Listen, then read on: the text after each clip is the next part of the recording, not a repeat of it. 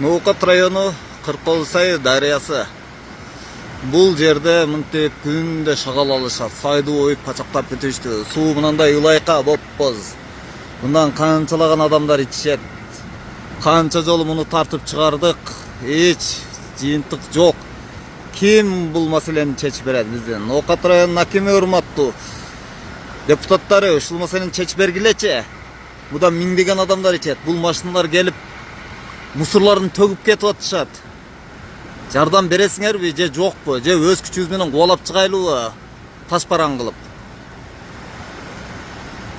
Мына жерде карагыла, канчалаган машиналар турат, мына карагыла. Сайдынчы машинага толуп кеткен. Бул дарыянын Ноокат районуна караштуу Зулпиев айыл өкмөтүндөгү агып жаткан Кырколсай дарыясы. Карагыла кандай сону.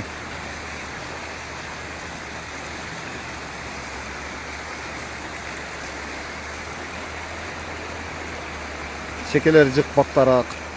Бирок тилекке каршы бул жерде шагал алгандар мында кылып тебелеп тепсеп, могул жерде да жык ушундай дарактар эле. Дарактарды жок кылып монтип шагал жүктөп жатышат. Шагал жүктөгөн машиналар өздөрү менен кошо мусорларды алып келип ташташат. Ушул жерге келип машиналар ремонт кылышат. Мынакей.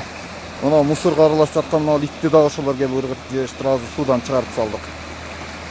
Ылдый жактан бул дарыянын ылдый жагынан Зулпиев айыл өкмөтүнө караштуу Үчбай айылы, Калдай айылы, Акчабы айылы, Мырза айылы, Жатан айылы, Арал айылдары, Акчабы айылы, ондогон айылдар ушул жерден, ушул дарыядан суу ичишет. Булар келип мынтип шагалдарды жүктөшүп мынтип. Мынакей көрдүңөр, мына алар азыр ушул жерден суу алып атышат, мына алар. Булар ичкенге алып атышат сууну. Жогоруда тракторлор иштеп атышат. Ылдый жактан мындай кылып ичкенге суу алып атышат. Башка суу жок. Таза суу бул жерде толук камсыз боло элек. Биз баягы күнү интернетке жарыяладык эле, айыл райондун акимине кайрылып, депутаттарга кайрылып интернетке жарыяладык, бирок жыйынтык болгон жок.